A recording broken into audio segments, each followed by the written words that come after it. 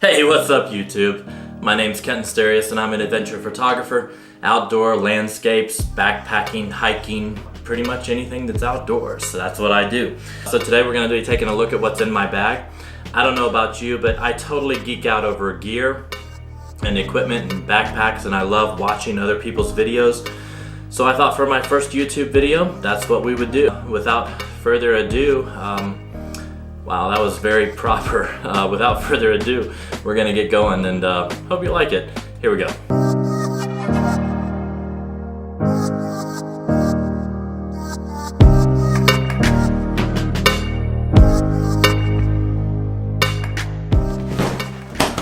So the first thing you'll notice is I don't even use a real camera bag designed specifically for camera carrying by a camera company, for instance.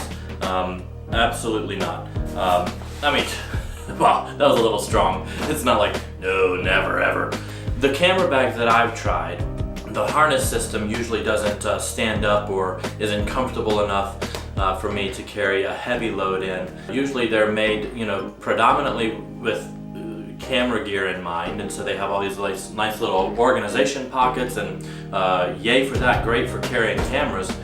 But the harness system then gets integrated sort of after the fact. I've just never been able to find one that's comfortable carrying a heavy load. And so therefore I just use a regular backpacking backpack. There's definitely trade-offs. It's not as well designed to carry camera gear. In fact, it's not designed to carry camera gear at all. And so there's a trade-off, and you have to go to, a few little tricks that I've found. I'll show you some of the things that I use to stuff my camera gear in there so it's not just laying around in there loose. That's what works for me. Look guys, I love backpacks.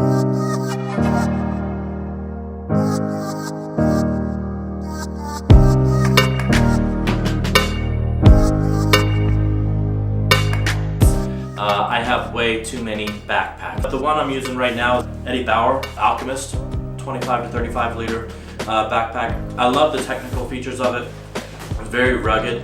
It can take a beating.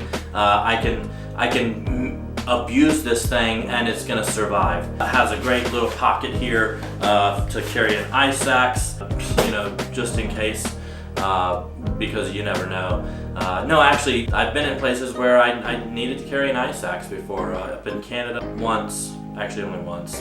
So anyway, great little pack. So what's inside?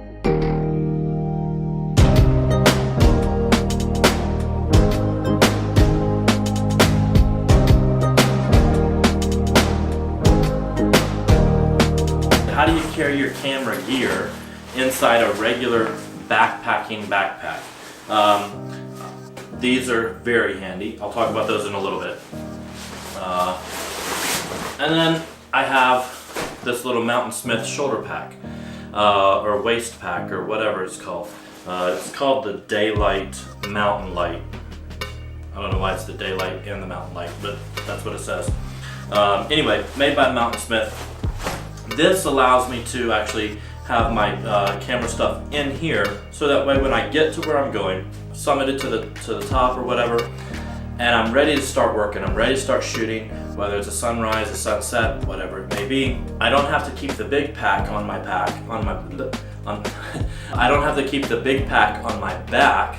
I can take it down, unload it, and then just sling this around my shoulder and have easy access to my gear while I'm moving around doing my thing. I can change lenses in and out really quickly and do whatever I need to do. And it fits inside here. So it serves two purposes. One, it serves as my camera bag once I get to where I'm going, but also it just protects all the gear that's in the big backpack. What's in here? Let me actually back up and talk about these little pouches, because I got another little pouch inside here that I stuff in here. These little pouches, I don't think you can even get them anymore. I'm sure you can find something very similar.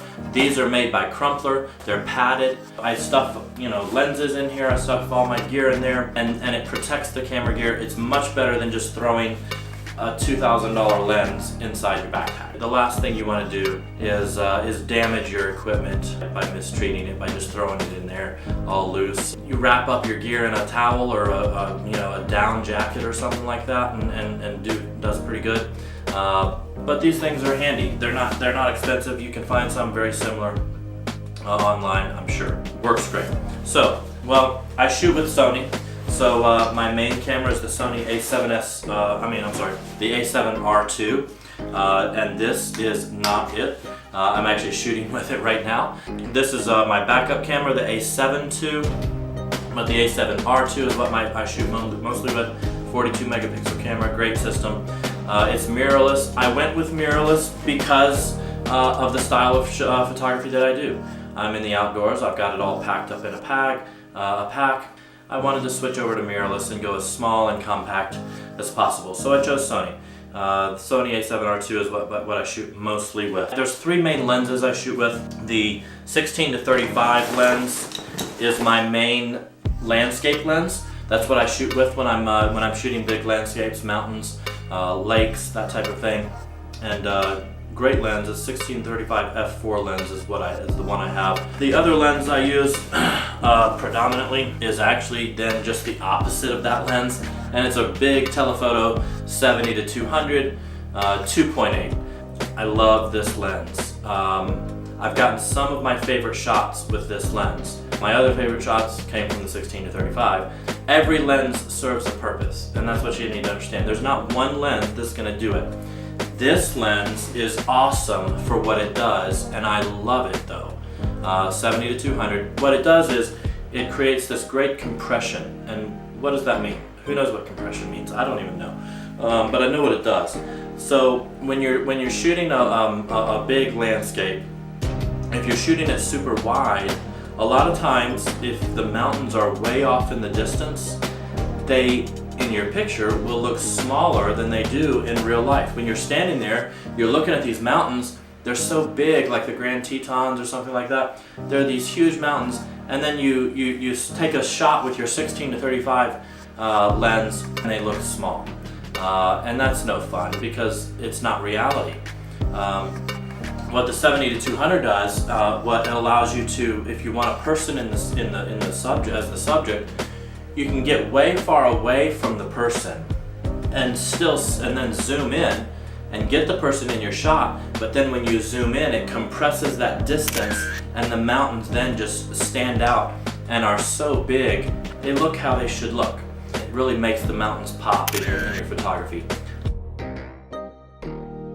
My third lens is a 50mm lens, the Nifty 50. Anyway, I use it a lot for portrait style photography, and I also use it when I don't have this guy with me. So if I don't have this guy with me, sometimes the Nifty 50 is just enough to close that gap a little bit. I've got a fourth lens that I use, but only for specific things. Very specific, as in one thing. I use it for astrophotography when I'm taking shots of the Milky Way at night. It's a Rokinon 14mm 2.8, and love the lens. The manual focus only, which is probably why I don't shoot with it during the daytime at all, because during the day I want to be able to use the autofocus of my camera for fast acquisition of the target and everything. Wow, sounded kind of tactical there. This lens, great at nighttime, because it's 14mm wide, gives you a lot of sky in your shots, which is what you want when you're shooting nighttime astrophotography. So I got a couple of other things in the bag here. A little pouch here for my batteries. This is what I carry all my batteries in, as you can see here. That way they're not just sitting loose in the pack. I also carry an Allen wrench, because you always need an Allen wrench. I also have some filters in here, some neutral density filters and some polarizer filters for just doing what you need to do. If you need to really slow your shutter speed down to create a nice flow on a waterfall, then you need a neutral density filter if you're shooting during the daytime. Got a couple other things in here. One is a Think Tank memory stick holder. I love this little guy. All my memory sticks go in there. Very convenient. And then I have this little thing that everybody should have. It's for cleaning your lenses. Just squeeze. I love squeezing it, actually. It's for cleaning your lenses. You can blow the dust off your lenses. You can even blow the dust off of your sensor on your camera.